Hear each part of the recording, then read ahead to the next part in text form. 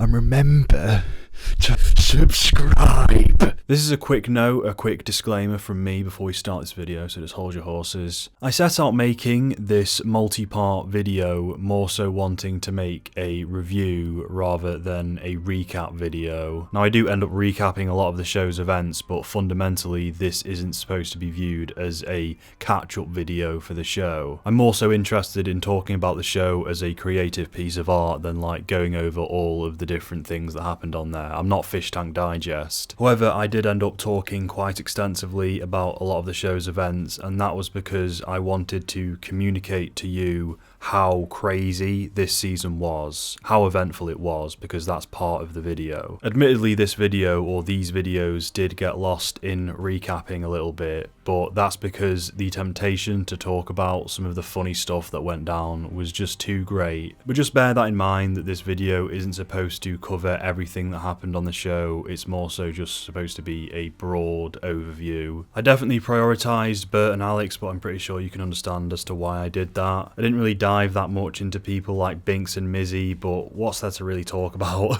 Second disclaimer, I usually critique films, and since this is a reality show, we're strolling into the territory of critiquing real people. Criticising real people is a weird one for me because one always feels hypocritical and maybe holier than thou. You know, no one's perfect, but also I do like watching Fishtank so that I can assess these people that are on display. That's just part of the fun for me. Assess these people on a behavioural, psychological level, like armchair psychology, but it's all just bullshit, it's all fun. However, when I do criticise people in this video, it's not coming from this high and mighty place, but then again, these people, the people on Fishtank, are kind of fucking crazy and do shit that I would never dream of doing, and deserve criticism. There's a lot of unhinged stuff that I don't feel any self-righteousness in mocking. And as for the whole normie critique, all the normie hate I give off, I don't really give that much of a shit about normies in actuality. I'm a nice guy, I don't mind, I accept people of all different kinds of backgrounds and whatever. I don't hate all conventional people with conventional interests, you know, most of my friends are normies, so I understand. There's also other aspects to what I'm doing here that kind of make me feel a bit weird, like when you're assessing real people, there is a level of dehumanization that goes on. You know, I'm here to be critical of these people, and for good reason, but I don't want to encourage too much negativity, and I don't want to make a spectacle out of these people, even though that's what Fishtank's already done to them. You know, like at the end of the day, I don't wish any ill will on anyone, and criticism is something that you can use to grow as a person. But also everyone that I'm casting a light upon in this video are adults, and I'm pretty sure they can handle criticism. They signed up for a show called Famous House, and obviously they wanted to be famous, so they should have known what came with that. But yeah, my central point here is that, yeah, criticising people's fun, criticising these lolcows, should we say, is fun, and can be useful and beneficial in some ways because people deserve to be criticised. Depraved things, depraved actions carried out by people deserve criticism, but also there is a balancing act in all of this where we shouldn't get too lost in criticising people or demonising them or attaching like negative things to them, where all they are is just a fucking laughing stock, again a lolcow. As people, we should wish the best for flawed individuals like these, but just don't ridicule and deride someone to the point where you don't even see them as a human anymore, you see them as like an object to just cast filth upon or whatever. But also a good amount of the responsibility, in fact I would say the majority of the responsibility, is on the people themselves to like sort their lives out. Anyway, that's the end of the disclaimer. I think the read that everybody else is getting is that your wife is a monster. Act 2 would prove to be one of the most eventful periods in Fishtank history. Many would argue that just based on Act 2 alone, it makes Season 3 the best season. The amount of things that happened within fairly quick succession of one another was quite remarkable. So let's just pick up where Act 1 left off. So me going crazy was comedic It was really funny. And I was dying laughing. You piece of... The truth is out, the board is set, the show is now officially Fishtank. With Ted, Luke, Ian and Smack gone, there are only 8 of the original contestants left. However, there are also the 2 freeloaders, Connor and Job, which makes 10. On day 14, one day after the reveal, Alexa walks off the show, another normie gone. She tries to say her heartfelt goodbyes to the house, but the chat starts spamming sound effects now that the full might of TTS has been unleashed. If the show is a little bit different, no way, stop AI, stop AI. Alex B is not happy. In fact, Alex B's overall reaction to TTS's antics over the course of his time on the show is the exact kind of reaction you would strongly advise against if you were his life coach. He completely plays into the hands of the trolls, but I'm not complaining because it was funny to see a grown man get so wound up over playground insults. I swear to God, I'll kill him. We don't need a knife. I'll go home, I'll go to jail. Alex, put me in these weird situations. I'll fucking kill him. Now that Fishtank is in full swing, the producers initiate the Cell Challenge, a show staple. For those who don't know, the Cell is a challenge where the contestants are all confined to one room, and whoever stays there the longest wins a large cash prize. During the challenge, the cast are also given sub-challenges to keep things entertaining. The cast also have to use the closet as a toilet. LeRon doesn't last long and decides to quit the show outright. Sam isn't happy and does not allow him to say a proper goodbye. Follow me on all my social medias, Ron the Prince, RONTHE. Peyton, the last of the main set of normies, and I use that term broadly, quietly ruminates in the cell until she leaves the room, but not the house. She now seems to have a more positive outlook on things and has calmed down a great deal since thinking she was going to get murdered. Jet comes in to personally congratulate her on her endurance, as she is someone to whom the idea of Fishtank is a very foreign and perverse concept. The fact that she's still here does say a lot. It means a lot to the audience and us when people who aren't in this world come to our world and have some degree of fun. Okay. So, as Jet mentions, she is not from this world, and she seems to be embracing the chaos quite well. From here, Peyton begins a normie redemption arc. In the Cell finale, it comes down to Bert and Symbol, who are the final 2. They were tasked with holding onto a fish each, and whoever was the last to be holding their fish would be the winner. Symbol wins after a sweaty grapple session with Bert, where the 2 fought to rip the fish out of each other's palms, and the Cell challenge lasted over 24 hours. Also, a dude named Wyatt joined as a freeloader for like half a day and then left, but he doesn't matter. Symbol's victory here marks the first display of physical and psychological endurance of the season. I highlight this because it's these kinds of challenges which I think are a core part of Fishtank. They're an indicator of how committed a contestant is to winning the prize, as you really have to put yourself through a substantial amount of adversity. Regardless of what you think of Symbol, whether it be for his actions before or after this moment, you have to commend him for his efforts here and now. He showed the makings of a true Fishtank contender in this moment. Quite honestly, I wish we'd seen more of this kind of perseverance throughout the rest of the season. A few days pass, Alex B continues to misunderstand what the whole deal with TTS is, that the angrier you get, the bigger a target you put on your back. Alex, if you win, will you give any of it to the family of your friend whom you persuaded to drive drunk? Go fuck yourself! Hey, Alex Wild Randy here. You're welcome for the stuffed animals. Cuddle them while thinking of me before I get there, JJ. Alex! Go fuck yourself! He repeatedly gets aggravated by lewd insults coming from an account called Wild Randy. Alex almost walks off the show because of how pissed he gets at this Wild Randy character, but Wild Randy isn't so much one man as he is an idea. I'm personally unsure as to whether Wild Randy was one account or multiple. I assume it started as one account and then multiple other people in the chat chimed in on the bit. The comments made by Wild Randy would be stuff like accusing Alex of fucking his pet monkeys that he's mentioned numerous times throughout the show. Yeah, sorry, I failed to mention Alex's pet monkeys in the last video, but it's quite an important factor. Yeah, basically he had 3 pet monkeys that he kept going on about. I think Wild Randy also said that he was going to rape certain members of Alex's family, which is obviously fucked up, but dude, you've got to understand that these are trolls.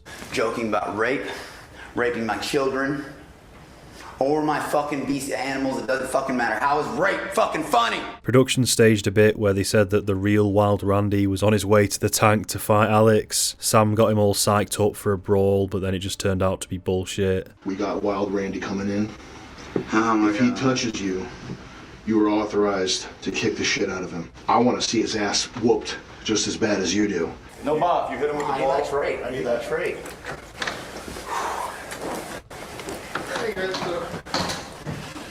Symbol! What the hell? Are you not Randy? Fuck all, man. Fuck all. Are you a part of production? Like, how do you... However, this was not the end of the Wild Randy saga. Oh no, not by damn sight. Now the events that I'll be chronicling next are the ones that took place between day 19 to 27 consecutively. I'm bringing this up so you can appreciate how eventful this next week was.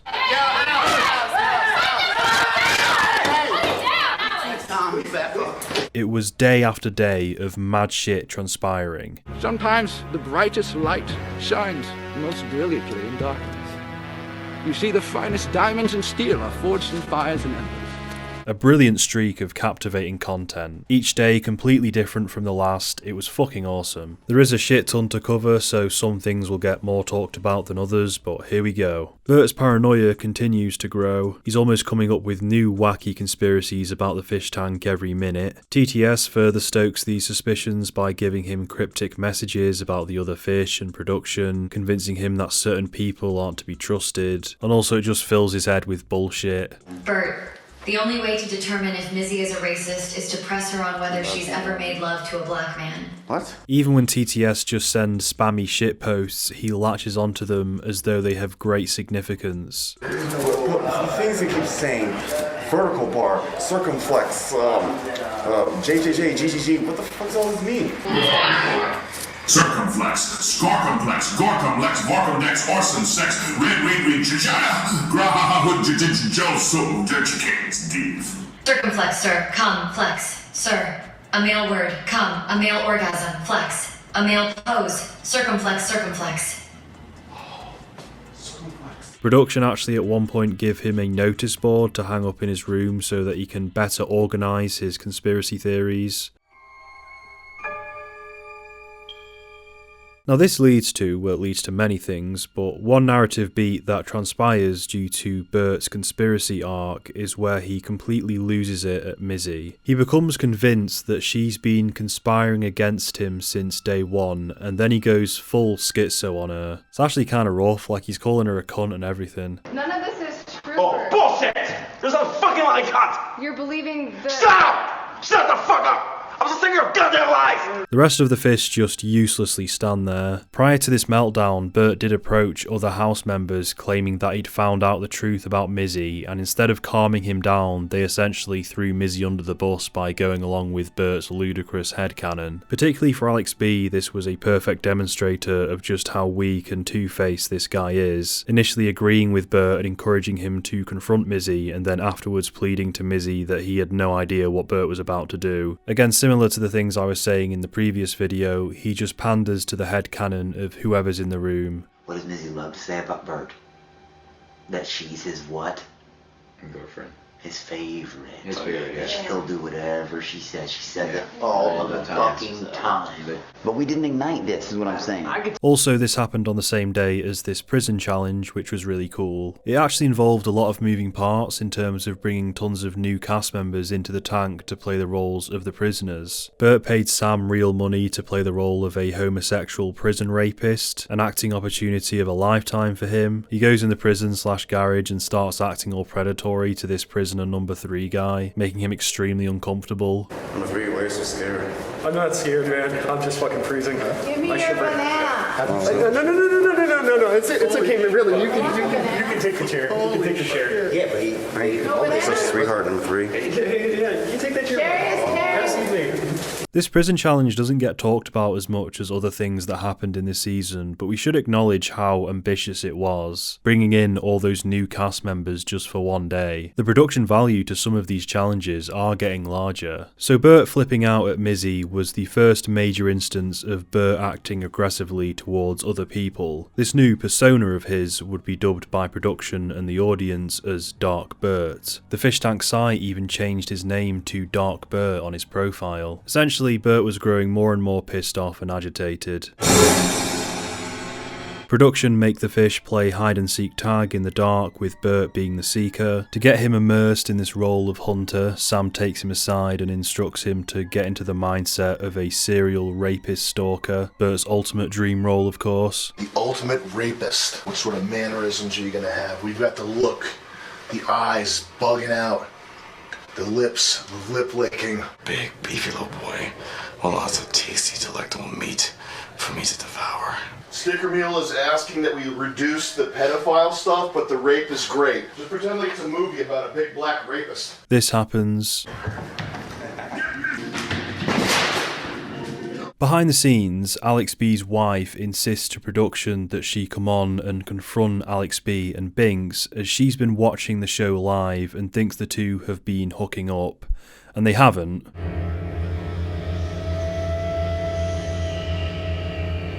Alex B's wife, Jacqueline, comes on, and I think it's best if I just show you. Can we get a big kiss for the camera, you two? It's thick as fuck. You know what I mean? And it's thick as fuck. And it's got ass. Okay. Oh my god. Hi, bitch. Let's go.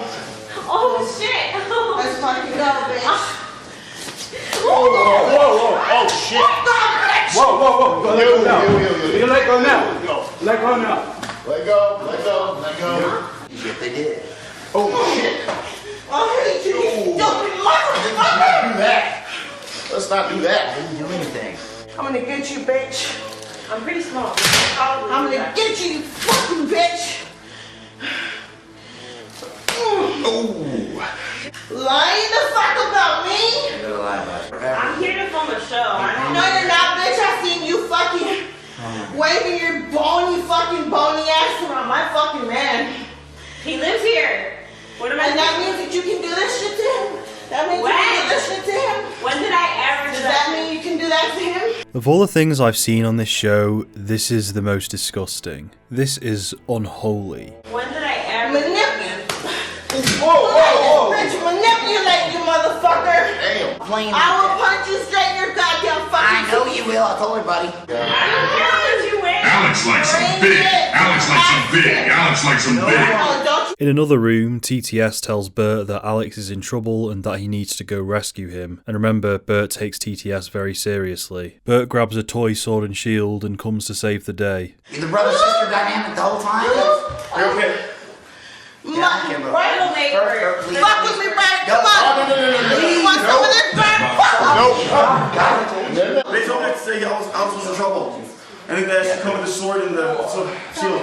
This show has just got such an unintentionally compelling narrative with all these hilarious moments. This moment feels like a brilliant payoff that you'd see in a movie. On the same night, Frank Hassel enters the tank, posing as just another ordinary freeloader. For context, Frank Hassel is someone who's brought on each season to cause absolute carnage and make the fish's lives a living hell, or at the very least uncomfortable. However, for now, with this season, he's keeping things relatively tame. Frank goes up to the penthouse bedroom to meet Alex and his wife and immediately antagonizes Alex, but honestly it doesn't take that much. That's really cute. I know, she's in her type. Yeah, you can draw all you want. I see the fucking mole tags on your neck too. She don't like sucking on skin tags either. Whoa. So quit fucking about my life, whoa, skin tags. She's cute. Yeah, she is. And you'll never pull her in your life, fat boy. More degeneracy commences. Throughout the course of this night, we gradually see the full extent of this monstrously toxic relationship that Alex B has found himself in. It's not going to be fun editing this part. Y'all guys wanna know how to fuck the fat bitch, right? Hey! Whoa. Bert, give us a play-by-play commentary, Bert. Stickermule.com is where you go to get posters, stickers. I don't even know what else they sell. Probably t-shirts / Fishtank. You're not going to believe the quality. We see Alex become subservient to a woman who beats him for talking to other women. Whilst all this is going on, Frank begins allying himself with Bert by being physically affectionate with him. Works like a fucking charm. I'm sorry, you're bisexual? Yeah. Interesting. You seem excited. Everyone gathers at the dinner table and we get this beautiful homage to Da Vinci's The Last Supper. Eventually this all becomes too much for Alex, who sort of turns on production. He begins bragging that the prize money he could make off this show is nothing to him because he's already loaded. He keeps pontificating on the fact that he could apparently buy the entire house. You think I'm lying? Pull up my phone right now, show me E-Trade. I could buy this crib. That's what we're I'm managed $1.9 million. He says he's going to leave and begins packing, all the while Hassel follows him everywhere he goes, which continues to antagonize him. He's at the door about to walk, but doesn't because production promised to kick Binks off of the show if he stays. They do this to placate Alex's wife, who's jealous of Binks and won't leave Alex in the house if she's still there. Production stage a fake Binks elimination where they take her to the airport, where she films a spoof video for her Insta story as a way of making it look legit. Alex's wife leaves, later Binks comes back. Oh my god. Oh my god. Jesus Christ. The double take's crazy. Wow. Sam Hyde sits Alex B down to give him a genuine piece of life advice on his abusive relationship, and it's actually quite a sobering moment. I think the read that everybody else is getting is that your wife is a monster.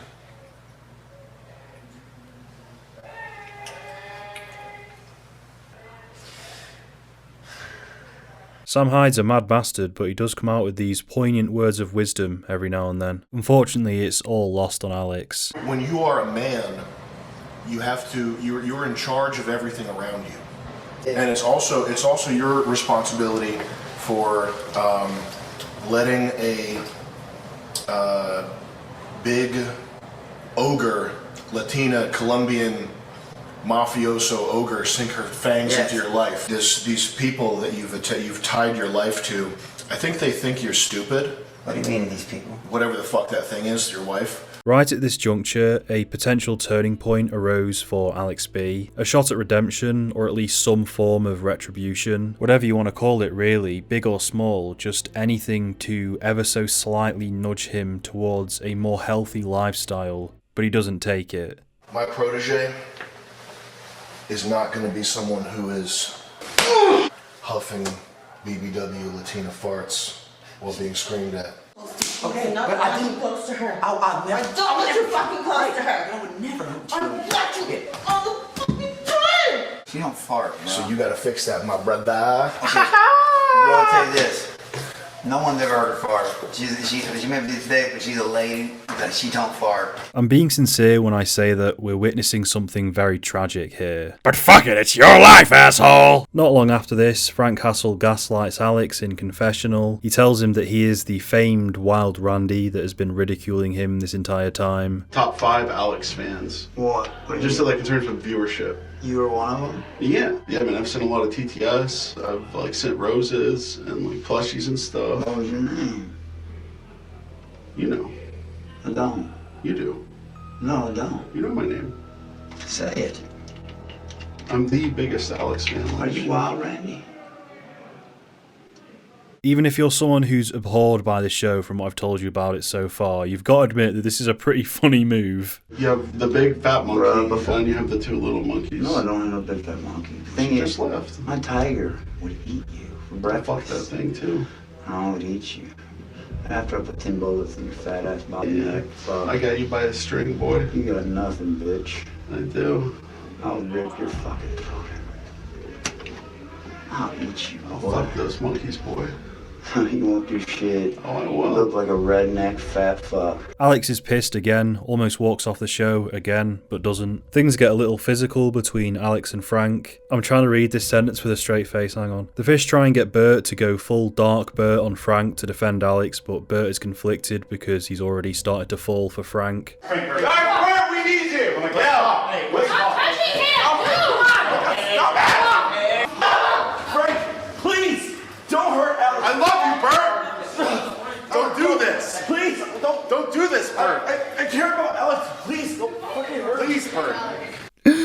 Bert then bails to the penthouse and then Bert's off whilst thinking of Frank. Things calm down a little when Frank tells Alex that he was just pretending to be Wild Randy because he was a fan of Fishtank and was only joking around. Later, Freeloader Connor gets drunk and violently kicks Freeloader Job on his arse. I don't know the full context of this, and honestly it just seems kinda random. Even Frank is concerned, for Christ's sake. This Job guy is one of the best contestants of the season, by the way, but I'll get to him in a minute. Connor continues to beat on Job, but I'm pretty sure this is all mostly a bit, even though Connor seems to be going a little all out with it. Regardless, this pisses the viewers off as Job is a fan favourite, and so viewers begin paying money to send Connor gay porn. Sending contestants gay porn is a function on the website. Frank also begins targeting Connor. Connor gets more annoyed as he's sent more and more gay porn. He turns on Frank at one point and there's yet another partially physical confrontation. Connor is totally shit-faced too, so he's sort of acting like a complete jackass. Mike, you want fucking Alex crazy?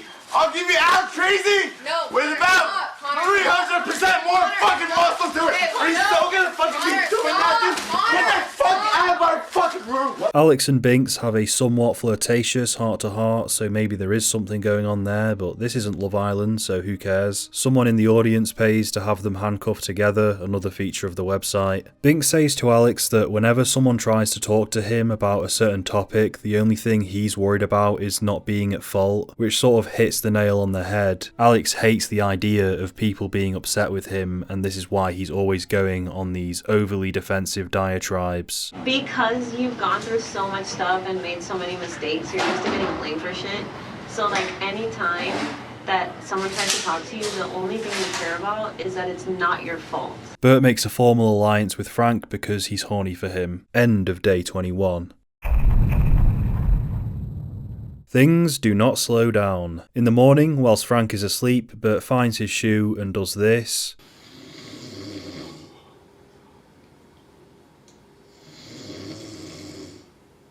You know I'm saying and does this, so I don't have to describe this monstrosity, I can just show you the fucking clip. This would be the day where Frank would really begin his usual hassling routine, and so he targets primarily Alex and Connor. Connor has been given a mission where he has to wear a satchel and use it to collect all the gay porn lying around, and apparently he doesn't like this. In confessional, Jet gives Frank an optional mission to try and get Connor to walk off the show. Apparently Connor really doesn't like the gay stuff, so a tactic that Frank employs is trying to play gay chicken with Connor, which works like a charm. He harasses both Alex and Connor more or less simultaneously, and it does not take long at all for the two of them to leave.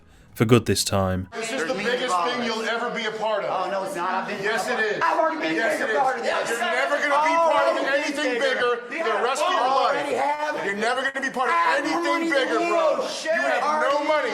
You are broke. You are broke. In his grave, seeing how much of a pussy. Don't go, man. Thank you guys so much. What the fuck?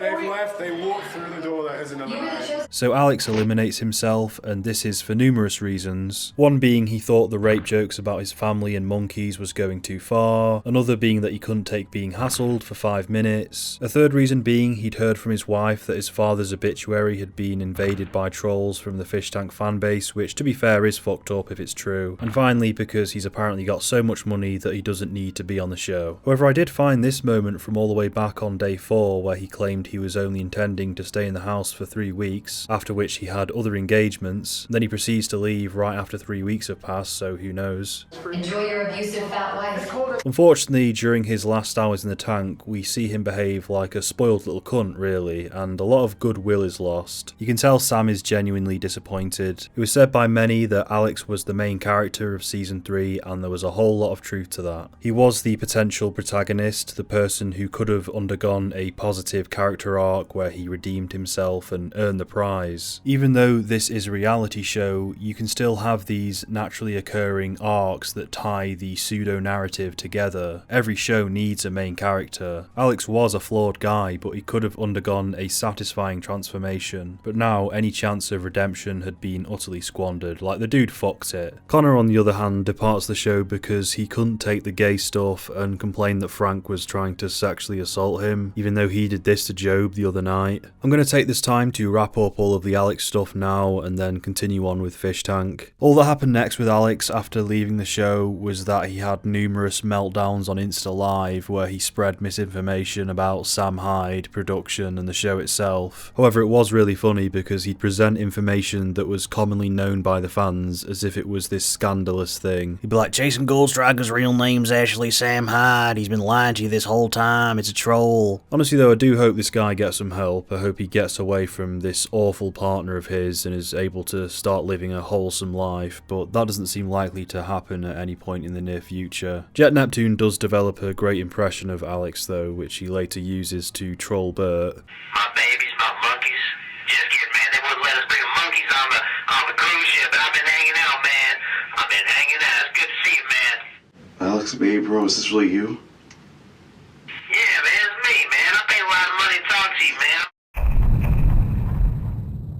Frank continues to antagonize the remaining fish, making enemies out of Symbol, Mizzy and Peyton. The fish are annoyed at Bert for allying with Frank instead of the people he spent 3 weeks in a house with. And here we start to see a critical character flaw in Bert in that he doesn't have so much moral integrity so much as he bases all his actions on his horniness. Even if a person's being a total piece of shit, if they're acting in a sexually suggestive way towards him, he'll disregard all moral decency and prioritize romantically engaging the person. Long story short, he's a sex addict who's always thinking with his dick. Keep up the good work, buddy. Okay. You're doing great. Thank you. Yep. Frank. Fert. Okay. Fert. Could it be Fert? Fert. Okay. Fert. Okay, Fert. Look at the camera. Okay. Fert. Fert. Fert. Louder. Fert. Fert. Fert forever.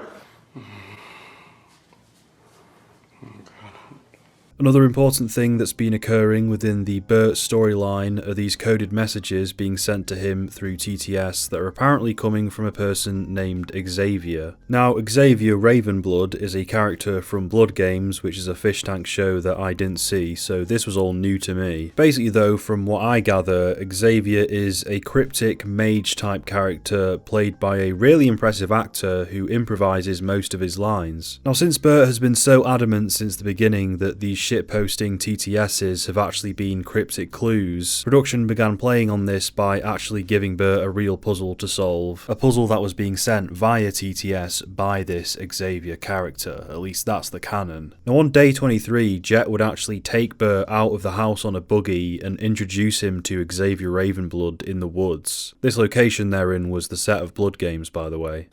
Come here, Bert. You're gonna want to meet this guy. Why does the prey approach? Oh, how amusing! Yes! A mortal has entered. I'm enraptured. And what doth be thy name, traveller? My name is Bert, B-U-R-T, like Black Urban Rip Trainer. Now when Bert meets Xavier, we get this super cinematic dialogue exchange. All of a sudden this reality show turns into this pseudo movie and I couldn't believe my eyes. But something very tragic happened here not long ago, a great battle. And the town was reduced to mere cinders, but as ye know, the ashes of a phoenix are divine. And one shall rise again indeed into the night. Do you understand? A live handheld camera was used for this segment, which is something I haven't seen done before on this show, probably because I didn't watch Blood Games to be fair. Xavier's performance is incredible and hilarious. How he riffs off of the random unhinged shit that Bert says is really impressive. Within minutes of meeting this figure, Bert asks if he wants to Bert off together. You were the first one to venture here in a very long time. Really? I've been very lonely. I've been very sexually frustrated and very lonely. And I've not had much to do. I've been sitting in that camper. I've been masturbating my penis, Bert, to anime. And it's getting old. I need something better to do. Okay. And I'm hoping that the riddles that you speak would be interesting enough to give me something to do. So you want to bird off together? I want to what? There's a bird off. It's a phrase that means jerk off. Like masturbation. Together? Yes. Why would I do that? I don't know. That was kind of what I thought you were putting down. putting down. I don't understand what has led you to make such a foul implication.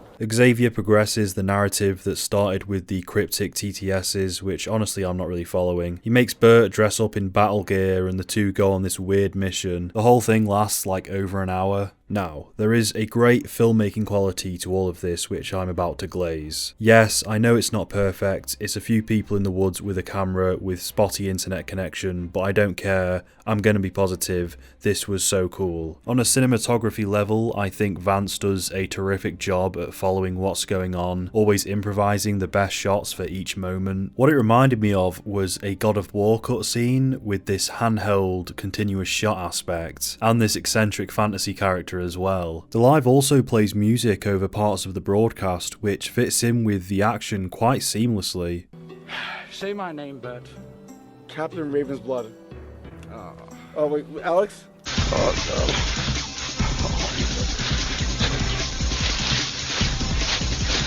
Yeah, sometimes it is too loud, the sound mixing is off, but you do have to remember that this is all being done live, and it's incredibly ambitious. The fact that it's anywhere close to resembling something cinematic is a miracle in my eyes.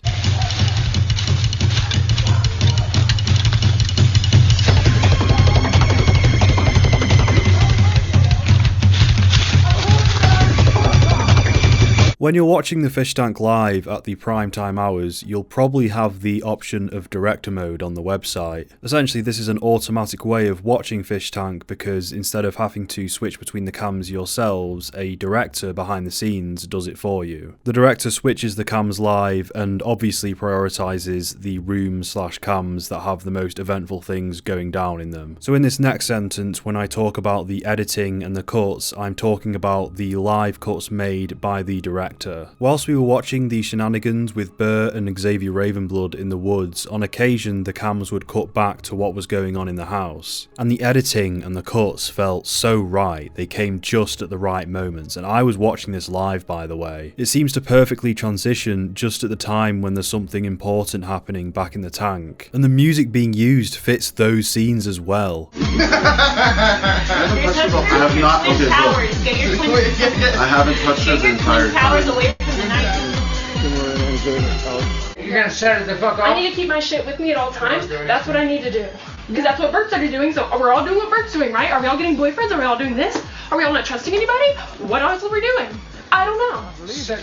It was a mind-blowing level of synchronicity that was going on here, you don't understand. Yeah, okay, the camera quality ain't perfect and there's a lot of buffering, but honestly, I don't give a shit. Props to Jet and the crew for trying something so experimental. And fucking hell, can I just say, the Fishtank fanbase are fucking awful. They're so fickle and like, oh, it's awful now, it's terrible, they're so hot and cold. One thing goes wrong and it's like, oh, Jet's fucked it, oh, he's such an L, Jet L, oh, production L, like, just shut the fuck up. The fact that any of this worked in the first place is a fucking miracle. It's a 24-hour live, for Christ's sake. Oh no, Jet's fucked it. Like, shut the fuck up, mate. He's 25 and he's running this huge operation. He kind of like was super chill, drank a lot, and was kind of like low-key energy. They don't even have that many sources of light, but even that's not too distracting. You can still see the subjects well enough. Shot using natural light, it's like the fucking Revenant film by Alejandro Gonzalez Inarritu. Bloody hell, I can't believe I remembered that name. Now, just to make things a little bit boring, I'll just mention some of my moral qualms that I have with this. Yeah, with the whole coded messages narrative, they are playing into the weird headcanon of this schizophrenic dude. Having an actual conspiracy at play does validate this guy's paranoia, so I do feel sorry for him. However, Bert goes about it with this kind of eager puzzle-solving mentality. At the end of the day, he does prove to be intelligent enough to understand that this is all part of one big game. I just hope production know what they're doing. However, ignoring all that, ignoring all the moral shit, on a pseudo-narrative filmmaking level, this was spectacular.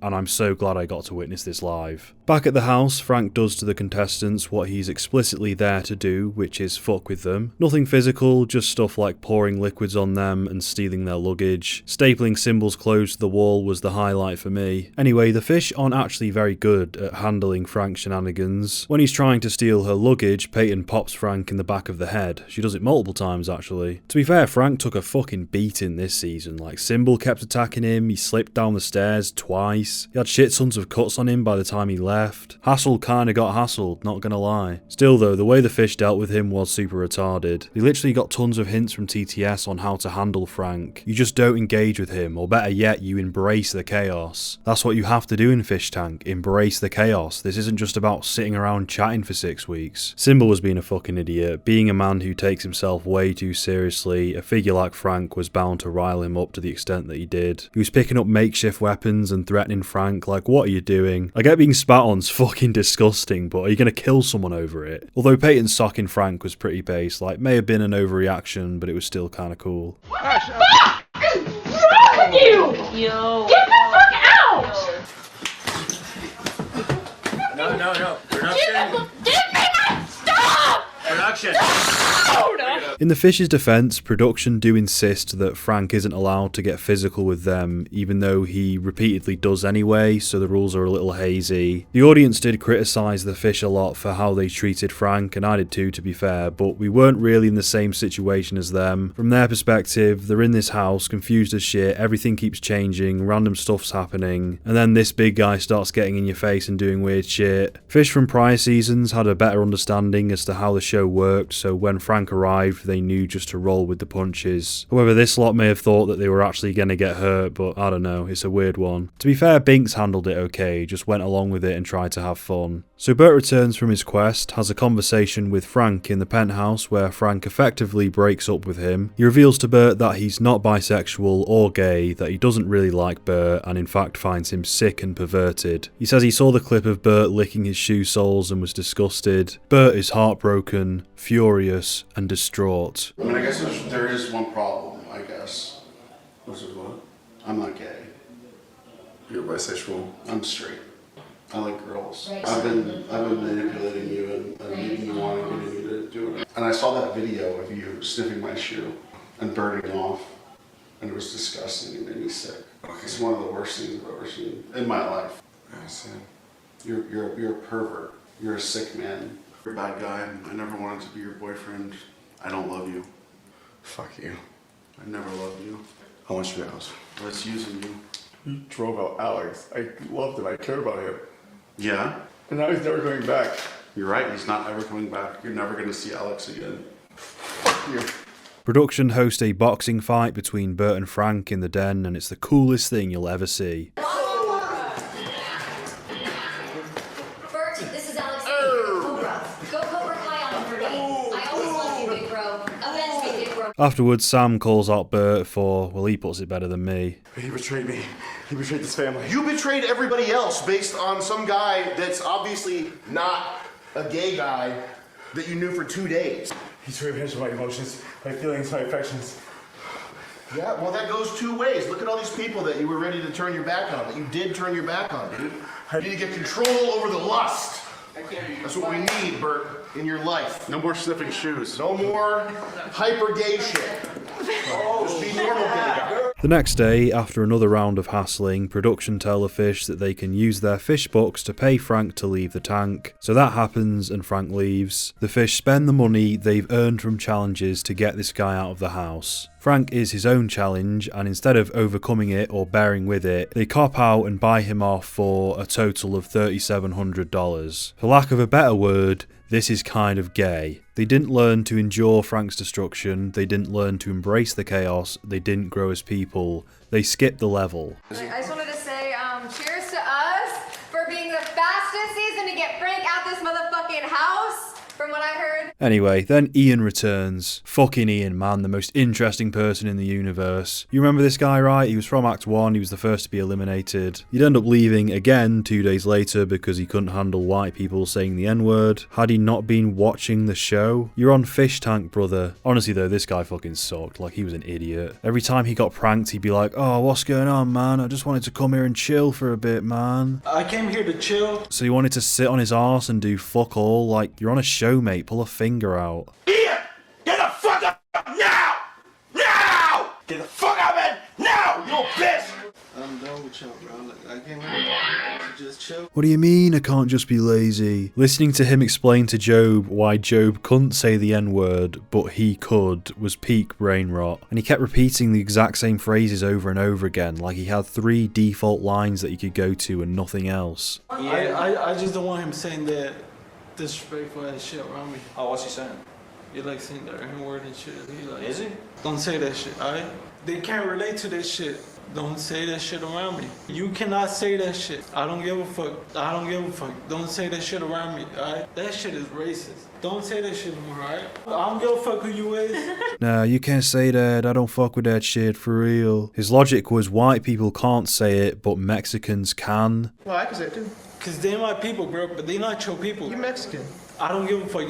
You cannot say that shit. You're not African. I don't give a fuck. That's a new one on me. They gave me a pass. No, nobody gave you a pass, bro. They gave me a pass. I don't give a fuck. Nobody gave you a pass. Job was being such a great troll in this moment. He understood Fishtank better than any of the other contestants, but he did have the advantage of being friends with production. But with all these neurotic, high-maintenance idiots running around, it was a relief to just have Job there being all chilled and collected. Fishtank does unintentionally illustrate these great lessons to the viewer on what is mature, ideal human behaviour. But then again, I suppose every reality show does to some extent. Just don't be a drama queen, don't be easy to wind up, don't be melodramatic. For her? For everyone in this house? Child? Anything is not a fucking joke! No fucking matter her! I literally didn't say anything. Jet holds a meeting with the fish and Ian interrupts the scene with this dumb argument. And when Jet says we'll deal with this in a minute, could you please just step outside, Ian refuses to leave the room. So production run a poll with the audience who vote to kick him off and then he's gone again. Absolute wet wipe. So now the show was veering towards the end of Act 2 where there was going to be yet another big twist for Act 3. During the final days of Act 2, certain contestants were tasked with deciphering Xavier Ravenblood's puzzle. This puzzle would reveal clues about the Act 3 twist to the fish. This was the same puzzle that Bert had been trying to decipher for days in advance, but because of the way his mind works, he'd gone on all kinds of ludicrous tangents regarding what these riddles could mean. After looking at a few notes and clues, Binks solved the mystery almost immediately.